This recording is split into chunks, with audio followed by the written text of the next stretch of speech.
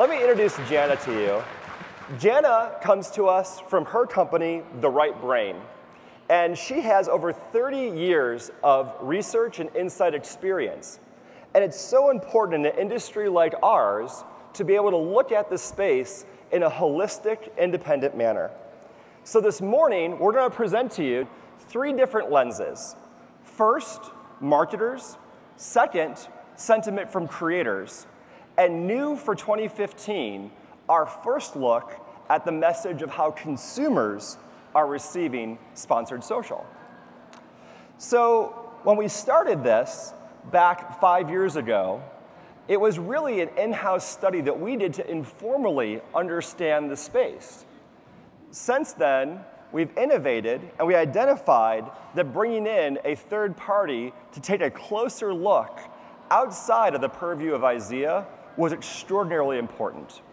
And this is some of the responsibility that we feel is our duty as a pioneer of this industry to not only help shape the future of it, but also understand the present state of it.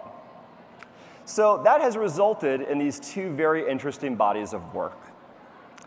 Now, for those of you who did not love stats class in college, don't worry, don't freak out. While the Red Bull team is doing their job and keeping you caffeinated, we're going to make this fun and easy to understand. In fact, I'll give you a cheat sheet, the proverbial cliff notes on what you're about to hear. The first thing that we need to clear up is a myth. Social is no longer new to marketers. In fact, it's a part of their traditional fabric that they leverage and which consumers engage. You know, it may have been new back in 2006 in the heyday of MySpace or LiveJournal, but I gotta tell you, is anyone in the room posting updates on this conference on MySpace? If you are, raise your hand, because that's pretty interesting nowadays. Similarly, sponsored social no longer represents a new marketing approach either. In fact, this practice of having influencers paid to produce and distribute content on behalf of brands is a mainstream part of a marketer's toolkit. ROI. It's the 3 letters that strikes fear into the heart of every low-value media maven in the industry. When was the last time you clicked on a banner ad? Let alone shared one with one of your friends. Look at the flash animation on this banner ad, it's spectacular. Marketers in this year's study rated sponsored social equally or more effective than anything else they've invested in. And there is strong momentum in all of this. That effectiveness, in fact, it's only growing stronger. We found out this year that the stated effectiveness grew from 2014 and has a momentum that ranks higher than any other medium that we measured. So before I turn it over to Jana, I also have to give her a really worthy plug. Jana was named a media maven by Advertising Age. She led research and insight at some of the world's largest agencies, serving some of the world's most valuable brands. We are tremendously grateful and proud to have partnered with her firm, The Right Brain, and her colleagues at Halverson Group to develop this year's study. Please give a warm welcome to Jana.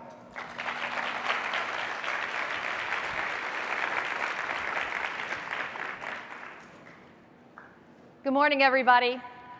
I think the perfect value breakfast today is Red Bull and research, don't you? I mean, come on, a little crunchy data and some energy drink to make it all kind of palatable and go down smoothly. You know, having spent about 30 years working with creative content and media folks like yourself, it's always good to present good news instead of bad news. And today we got a lot of good news to share with you, so I'm excited to tell you all about it. Let me just quickly take you through the methodology so that you know that IZEA worked with the right partners, the right panel providers, and the right sample sizes to make this learning pretty bulletproof. First of all, as Ryan said, this is our 5th annual State of Sponsored Social among marketers and creators. The second year, it's been done by an outside consultant, my colleagues at Halverson Group. Let me tell you about who we talked to. This year, we increased the sample to 500 agency and client marketers from the agency world, from the creative side, from the media side, from the PR side, and media content creators. We talked to 150 randomly selected creators from IZEA's in-house panel. And the study was designed by Halverson Group and analyzed by them and executed versus Research Now's national B2B online business panel, a very well-regarded panel provider. What did we ask our respondents about? Well, we wanted to know business people's familiarity with, use of, and regard for sponsored social, how effective they perceive it to be in and of itself, but also amongst all the media and marketing techniques that they could use in the mix. We also wanted to know whether they were aware of and complied with FTC guidelines, and we asked the same thing of creators so we could compare that. As Ryan said, really exciting for us this year was that IZEA took the quantum leap to actually go straight to the end consumer and find out what they felt about sponsored social. This is always one of those things that's exciting and terrifying for a research consultant because the findings might not have been good. But IZEA had the guts and the interest in finding out how is the consumer embracing sponsored social vis-a-vis all the other messages that come at them every day. So we talked to 1,003 consumers nationwide using Lightspeed GMI's National Online Panel, one of the top online consumer panels in the country. Why 1,003? Because we wanted to get a readable sample on all 11 social media platforms that we were studying. We asked them about their awareness of sponsored social, how much they think they're seeing every year, on what platforms they think they're seeing it. And the bullseye of the study, of course, just like in the marketer study, was how effective they think sponsored social is vis-a-vis all the other advertising types that they see each day, week, and year. So let's get on with the learning. Can't wait to share it with you. And I'll start with marketer responses. Then Ryan's going to talk about what we learned from our creators. And then I'll bring up the caboose by talking about the new learning from consumers. First of all, just digging a little deeper in who we talked to. As I said, we talked to 500 marketers from the Research Now panel. And all of them were screened to have some involvement in social media marketing and or sponsored social. And that ended up being just over a quarter of all the marketers in America. That number seems small. The way I look at it on IZEA's behalf is that means tons of revenue opportunity to get more and more and more marketers from coast to coast involved, embracing, and using sponsored social for all of its potential. That's the basis of all the data that you're going to see from marketers today. A little bit deeper in terms of what kind of experience these marketers had, what we found is that we saw an uptick in the number of marketers who have seen or used sponsored social in the past year, as well as past usage of experiential marketing and celebrity endorsements, an increase versus a year ago. And in fact, in past year usage of sponsored social, it is now neck and neck with marketers' use of online display advertising. And this was the first year that we asked about content marketing, and we see that it is really highly used as well. By the way, I didn't mention this in the methodology, but we did define for marketers what we meant by content marketing and sponsored social marketing so that they knew what we were talking about and there'd be no fuzzy math in the data that we were having today. So how about money? Where is the money? Who's spending what on sponsored social? Today, 5% of marketers estimate that they have an organization-wide budget for sponsored social in excess of $5 million. That means all the products in their portfolio, whether they're an agency or a client-side marketer. On a broader lens basis, 52% of companies have a standalone sponsored social budget for their brands. And 25% have an organization-wide budget of over $500,000. There's money out there, they're spending it, they're becoming believers. When we looked at what kinds of sponsored social they're using, you can see that sponsored Facebook updates, likes, follows, and sponsored tweets are at the top, but we actually saw a bit of a downtick versus a year ago in terms of use of likes and follows, while everything else was flat or statistically a little bit up. So what matters to these marketers when they are choosing a sponsored social creator partner? We asked about a number of dimensions, and we found that two things rise to the top. As seen in past waves, content quality and traffic or audience size are the highest importance factors in choosing a sponsored social creator partner. Above an 8.0 on a 10-point scale, you just don't see those scores very often unless everybody pretty much agrees on the importance. Now, coming in just behind that, but not quite as important, was the metrics that can prove whether something's working or not. So obviously, you want the quality context, and you want the audience to deliver the message to before you want a way to measure it. Now, we're at the bullseye of the study, which Ted, of course, stole a little of my thunder this morning. I mean, geez, he's the CEO. I guess he has the right. But how effective is sponsored social seen versus all the other marketing that's out there today?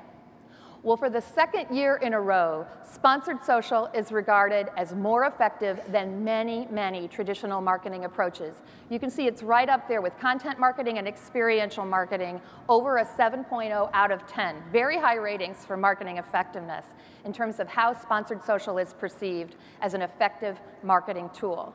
And look down at the bottom, not a big shock, newspaper advertising, magazine advertising, radio advertising, even some types of TV sponsorships are much, much lower in their perceived effectiveness among marketers than these new online sponsored kinds of marketing approaches.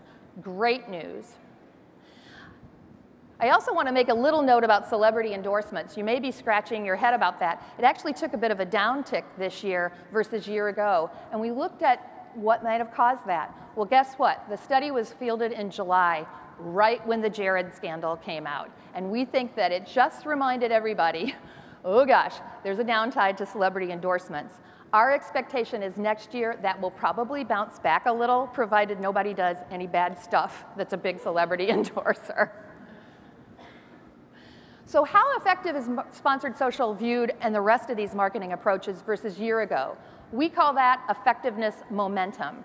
We ask people, do you think that technique is more effective, equally effective, or less effective than it was just 1 year ago? And again, the news is fantastic for sponsored social. Right up the top with content marketing, with a net positive of 54% more effective than just 1 year ago. And again, who's starting to lose their speed in this space? Newspaper ads, a big -40. Magazine ads, a -22. Radio ads, a -14. Even TV ads, a -9.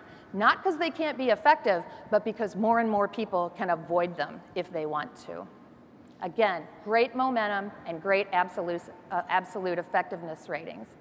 If you think about it, since this was a sample of people who have embraced social media as a marketing platform, this is about conversion. Once people are in the house, they embrace it with everything it's got to give. So the key is to get more and more and more marketers understanding the benefits of sponsored social. What do they think they're going to pay for sponsored social? Well, what we found when we asked them is that marketers expect to pay a premium for long-form content, reflecting their understanding that it takes more time and more effort to create a sponsored video, to create a sponsored blog post. In fact, it runs a 2.1 times premium versus all the other kinds of approaches on average in terms of what marketers expect to spend on that kind of sponsored social effort. So that's what we learned from marketers. Ryan's going to come and talk to us about what we learned from the creators. Hopefully this will resonate with those of you creators in the room. And then I'll bring up the caboose with the consumer learning. Thanks, Gianna. All right, so who in the room is a creator? Make some noise. All right. Here at IZEA, as you know, we champion the creators. And there's been a challenge in the creator economy, all this growth, but the shift in where our creators are earning their livelihood is also evolving. So in this year's study, what we found out from you was that over half of your income is now coming from sponsored social. This is very different. For those of you who blog, not too many years ago, before CPM started plummeting, maybe display ads or in-text overlay search results were a way that you would earn your livelihood. This is a really interesting mix, and that blue slice of the pie representing display continues to shrink, while sponsored social, the purple piece, continues to grow. Because of the premiums that are able to be commanded, one of the interesting findings in this year's study was actually the frequency of projects has actually slightly decreased. On average, still, we have over 70% of creators taking a sponsored social opportunity at least one time per month.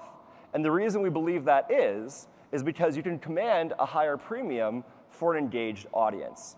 And tools like IZEA's Store Suite only help to reiterate the value that's created when engagement is placed at the center of the equation. If you're a short form or multi-channel creator, you're not alone. In fact, we started asking creators, where are you placing this content? What channels are you active on? And by no surprise, the largest areas of increase are happening on some of the richer medium platforms, things that are highly visual, like a YouTube or Instagram. But still, our longer form mediums, like blogs, very much ranked in the top 3. Now, we asked marketers, like Jana had stated, what was important to them in selecting creators. Let's flip that question around. What's most important to the creators? I think that there is a very unfair myth that creators are in it just for the money. That could not be more of the truth. In fact, when we asked creators what was most important to them about working on a sponsorship with a brand, it was actually the fit of that brand with their personality, the ability of them to feel proud to represent that brand, and that their readers, their followers, would see the relevance in them having a sponsorship from that brand. Compensation was only third. When we talk about the broader word-of-mouth marketing industry, there's also an inherent benefit to sponsored social that many people don't think about, and that is the offline word-of-mouth that comes from these strong relationships that are built between creators and the brands who sponsor them. And in this year's study, it only further validated that outcome. Almost 90% of the creators we spoke to verbally tell a friend about the brands that sponsor them offline. And then you start going down the purchase path. They're more likely to buy a product of someone who's actually sponsored them. It makes total sense. I'll tell you what, I'm going to order some Farm Rich mozzarella sticks when I get home because they're amazing. Who had them already for breakfast this morning? They're great. Hi, guys. Now, the other interesting thing is that outside of the contractual agreement that a creator may have with a brand, over 80% of those creators also expressed that because they support that brand so much and appreciate the relationship, they'll do follow-up posts and other forms of engagement and content creation beyond what they were contractually paid to do. So this idea of people are just paid shills, A, that's false, and B, creators, they want to have that genuine feeling, that authenticity, not only with their followers, but with the sponsors who are paying them. Let's talk about payment for a second. Here in the United States, the FTC oversees the sponsored social industry. It's part of their advertising practices unit. IZEA, along with our friends at the Word of Mouth Marketing Association, WOMA, have worked in partnership with the Commission to educate and help enforce and hold true the standards that the Commission has set forth. As we approach Sponsored Social's 10th birthday, there are still many people that are sadly unaware of the FTC's guidelines. And it's very simple, very straightforward. Compensation can be in the form of things beyond just money. In fact, things as simple as a free t-shirt or even a coupon are considered remuneration in the eyes of the FTC. And the guidelines that were set forth are equally simple and straightforward. If there's compensation involved, it is inherently sponsored, and therefore it must be disclosed in a transparent and authentic way. The good news in this year's study is that we found that the creators, they understand this and they embrace it.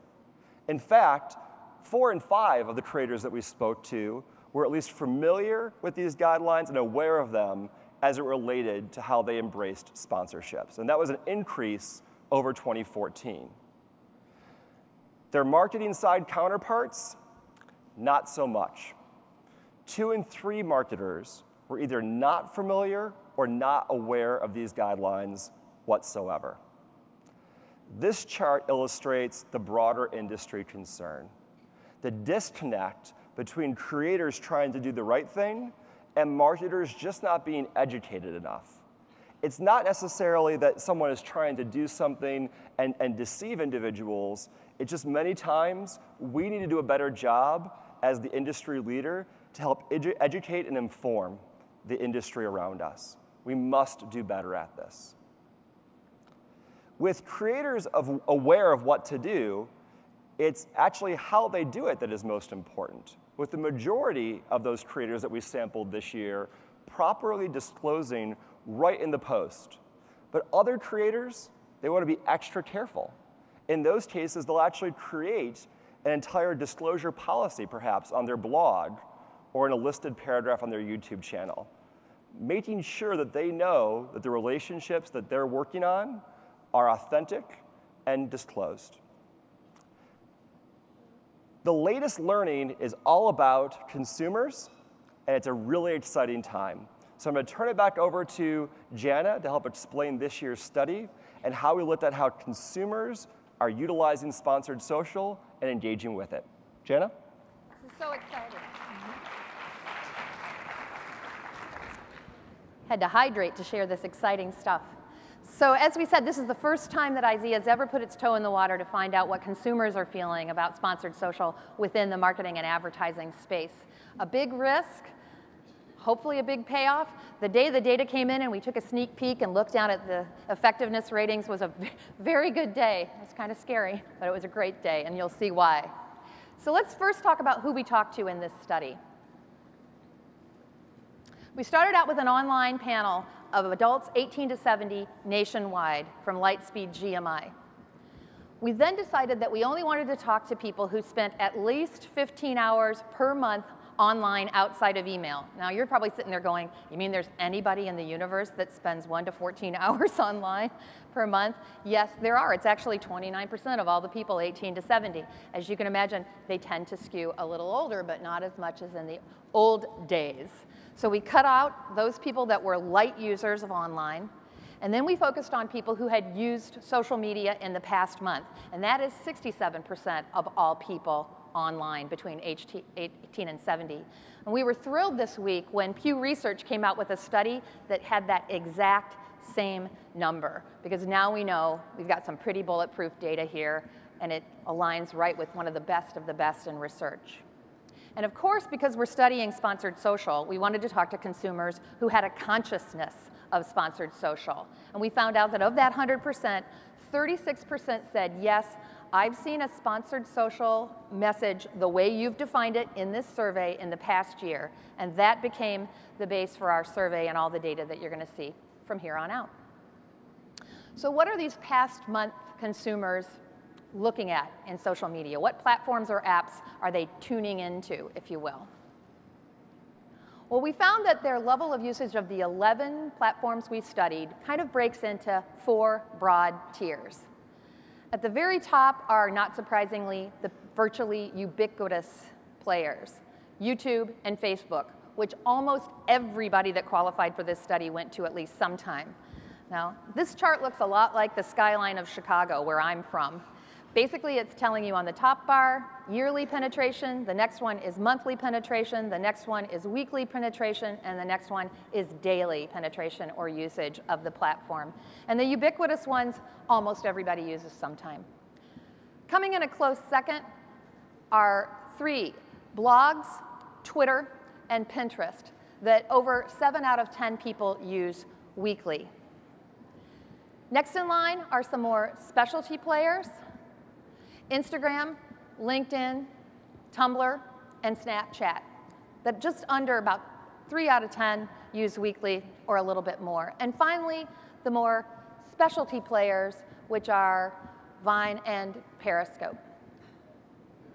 So that's what people are using, a lot of things. Every one of those samples was readable so that when we asked people that used each platform what they thought of sponsored social messages on those platforms, they're statistically reliable pieces of data.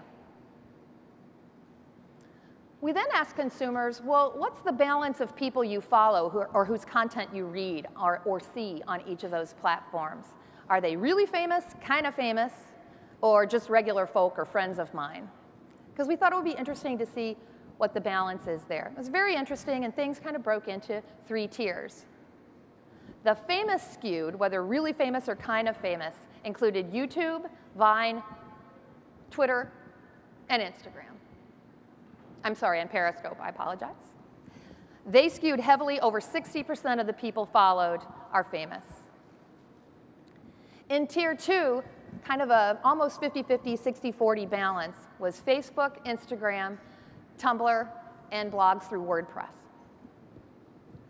And finally, the friend or regular person skewed were Snapchat, Pinterest, and LinkedIn. Regular people, not famous people. It was interesting to us that almost at 50-50 were blogs.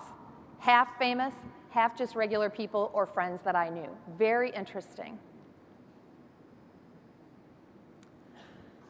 And how much sponsored social are people seeing? This is sort of our volume momentum metric. And as you can see, year on year, no matter the platform, people are seeing more and more sponsored social messages on a net basis.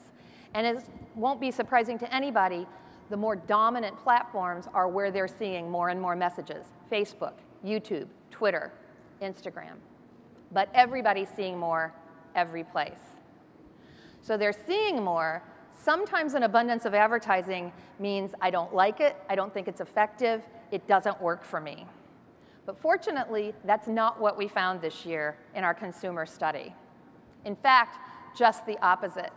Just looking at sponsored social, and we measured 29 different types of marketing approaches, 11 social media and 18 other parts of the media mix.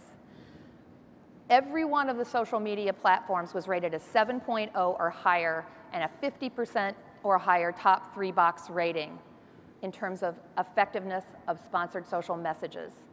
So that's sponsored social in isolation. How does it compare to the other 18 types of approaches that we measured?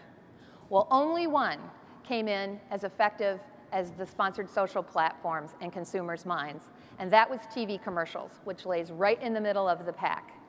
These are the highest 12 marketing approaches in consumers' minds. Everybody else was rated a 6.9 or below out of 10.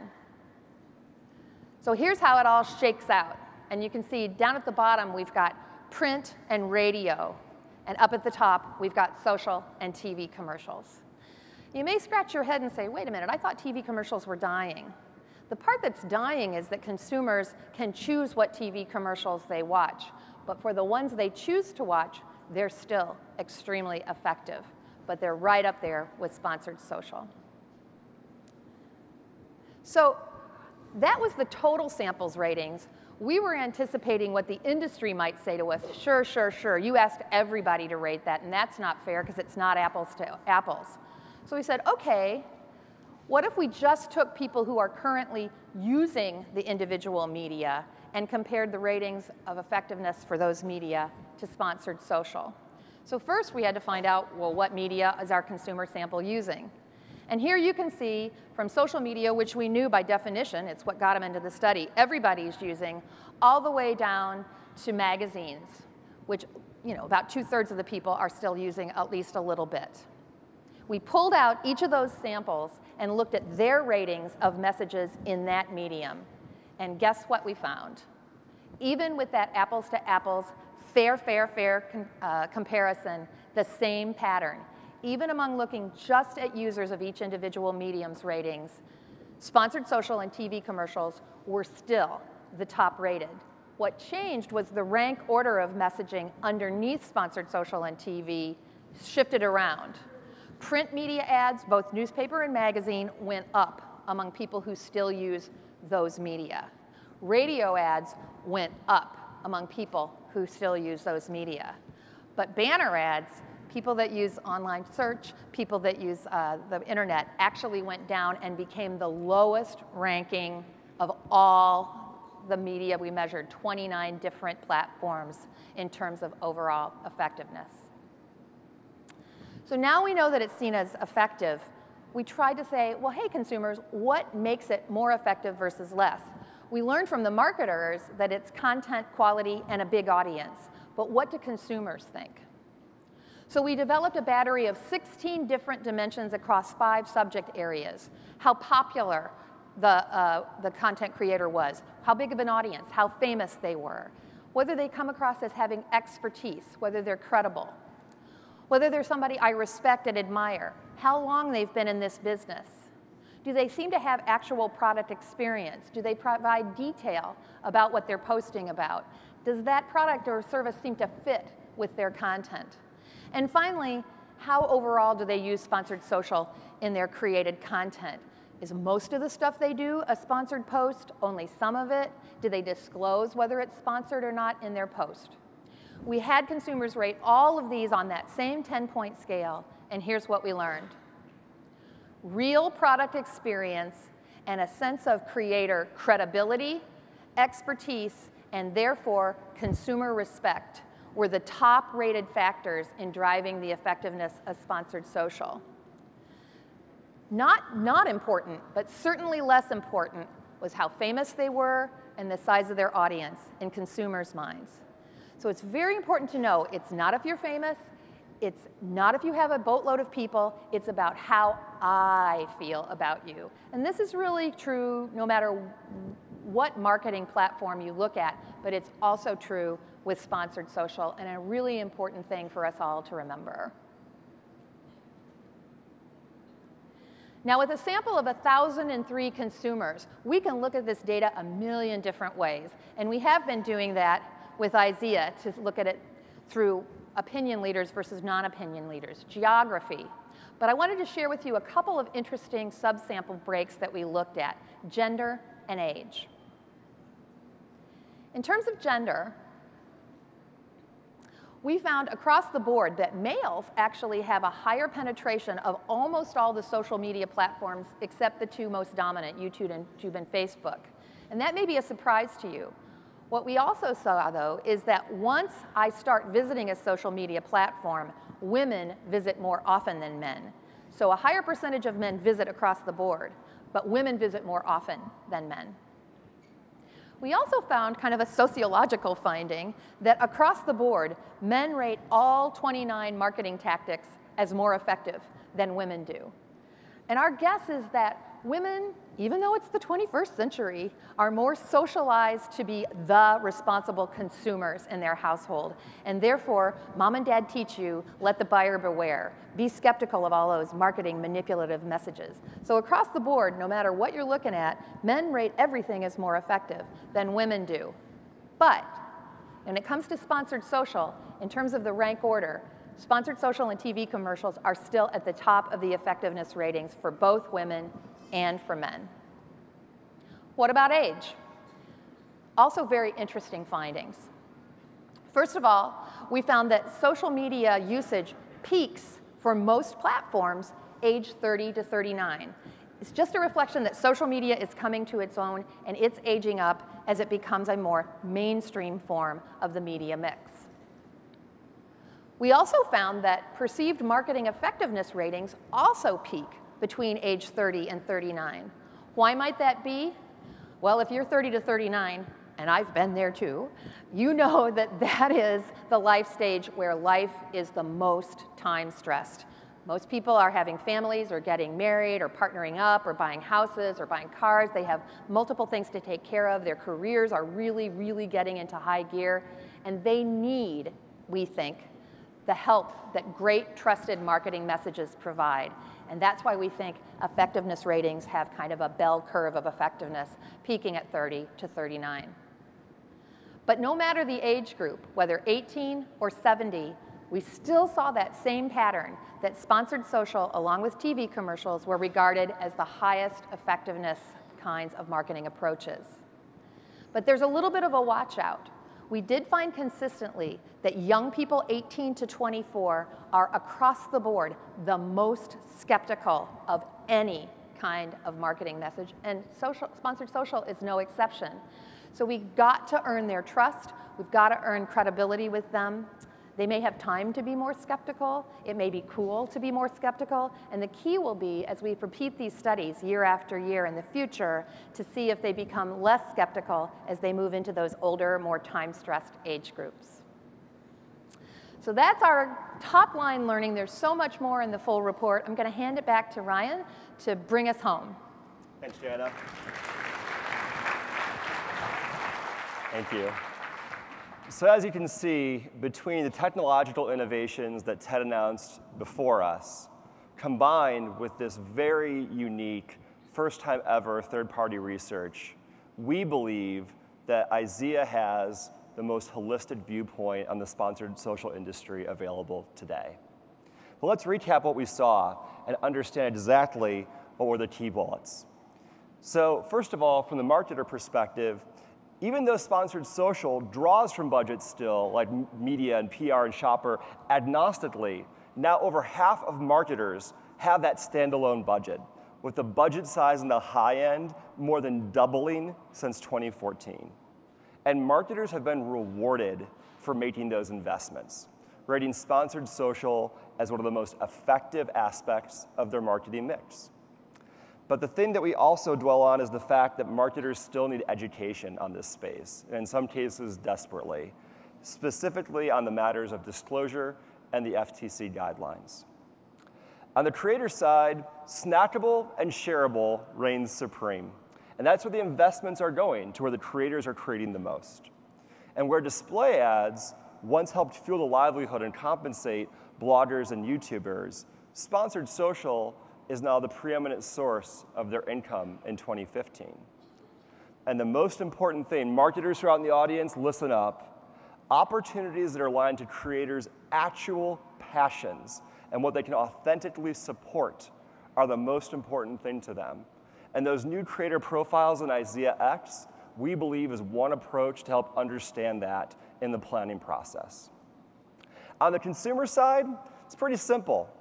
If you're a marketer in the audience, you have one of those old-fashioned bosses who loves the safety blanket of a good 30-second TV spot, well, make sure he sees this year's study, because sponsored social ranked as effective as that beloved 30. And the industry's obsession with audience size only is clearly not geometric to sponsored social. In fact, it's scale when applied to credible, genuine creators that drives the best effectiveness. So I hope you'll join me in feeling the excitement that we have for this space and the look that we've been able to provide at it. Today's findings, all 45 minutes of it, are just a fragment of the broader knowledge that we've gained through these investments. The studies are going to become available on our corporate website, which is corp.izea.com next week. And if you follow our social feeds at #IZEAFest, our social team has been posting the different findings from today that we've shared with you. Thank you so much for your time, and join me in thanking Jenna for all of her amazing work.